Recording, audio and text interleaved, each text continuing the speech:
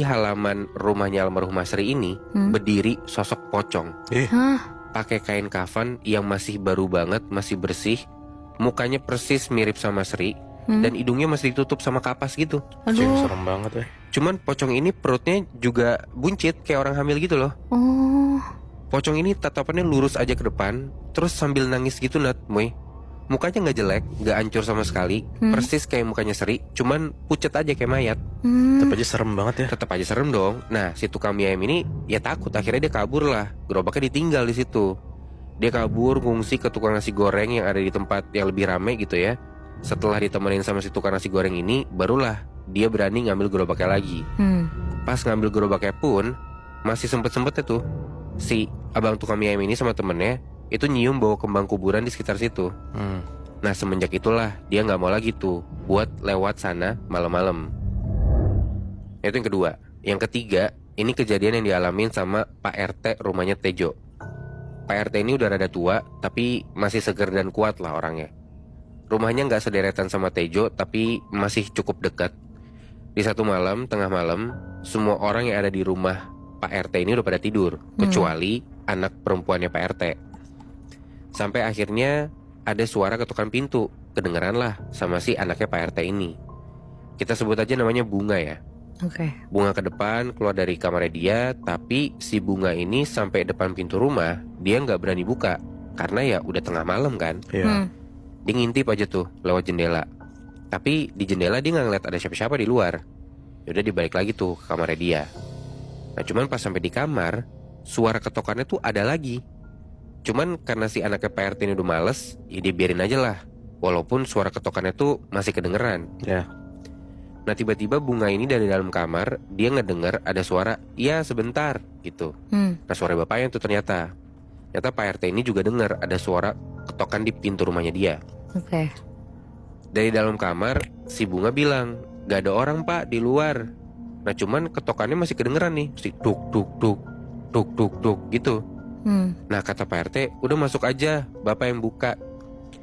Ternyata abis dibuka pun pintu rumahnya sama si Pak RT ini bener gak ada siapa-siapa, kosong aja. Cuman Pak RT ini ngerasa di depan dia persis, yang sebenarnya halaman rumah dia tuh kosong, cuman kayak dia ngerasa di depan dia tuh ada sosok seseorang gitu loh. Hawa-hawanya berasa. Dan di situ Pak RT posisinya merinding banget, entah kenapa. Akhirnya ditutuplah pintunya. Nah, nggak tahu gimana si Pak RT ini karena masih penasaran, dia ngintip tuh dari lubang pintu rumahnya dia. Kalau misalkan lu ngintip dari lubang pintu nih logikanya ya, di luar kan berarti kosong dong kalau nggak ada siapa-siapa kan. Iya. Dan karena malam berarti gelap dong, ya kan. Nah, ini di lubang pintunya dia ngeliat itu warnanya full putih. Jadi kayak ada kain yang nutupin gitu loh.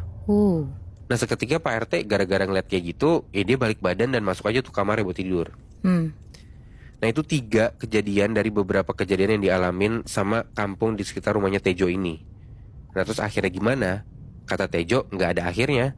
Keluarga almarhumah si Sri dan Pak RT juga udah sempet nih sebenarnya ngegelar pengajian dengan harapan gangguan dari pocong almarhumah Sri ini hilang. Bahkan pengajian ini juga diadain di dekat makamnya si almarhumah Sri ini. Cuman masih ada aja yang ketemu sama pocong. Dan pada akhirnya warga balik lagi aja tuh, berani buat keluar rumah. Nah, kenapa nih mereka berani? Karena ada instruksi dari Pak RT dan Pak RW di sekitar rumahnya Tejo itu. Jadi ada satu malam pernah ada orang yang lewat pakai sepeda motor dan dibegal di tengah jalan di kampung itu. Padahal sekitarnya banyak rumah dan masih jam 10 malam. Emang sih gak ada korban apa-apa, tapi HP, uang, sama motornya si orang ini diambil sama si pelaku. Oke. Nah, banyak yang ngerasa kalau ya begal ini nih kejadian gara-gara ya kampungnya sepi karena nggak pada berani keluar rumah kan. Warnet yang tadinya rame juga sampai pagi tiba-tiba tutup gitu gara-gara anak-anak muda yang tadinya suka nongkrong tuh jadi nggak ada. Ronda juga nggak ada, warung-warung juga pada tutup. Ya alhasil jadi sepi. Orang-orang jahat tuh jadi kayak ya gue keluar deh, siapa tahu ada korban gitu. Nah, gara-gara itu warga kampung jadinya berdamai aja udah sama keadaan. Jadi warga tuh udah gak takut keluar malam. Ngeronda juga tetap harus jalan kan. Kalau ketemu pocong ya udah anggap aja emang lo lagi apes gitu.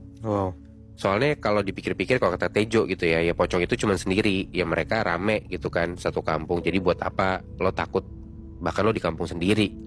Dan pada akhirnya cerita-cerita tentang pocong itu hilang gitu aja, terlupakan gitu aja dengan sendirinya. Dan semakin sedikit orang yang ngaku kalau mereka tuh ketemu sama sosok pocong ini. Dan sampai akhirnya semua ya jadi normal aja. Sebenarnya berarti kenapa Sri itu ngegentayangin orang-orang kampung di sana kan sebenarnya bukan salah mereka kan, Bi? Salah si cowok yang hamilin Sri, tapi mungkin dia sakit hati banget kan? Bener sih, karena memang pelakunya atau biang keroknya gitu ya.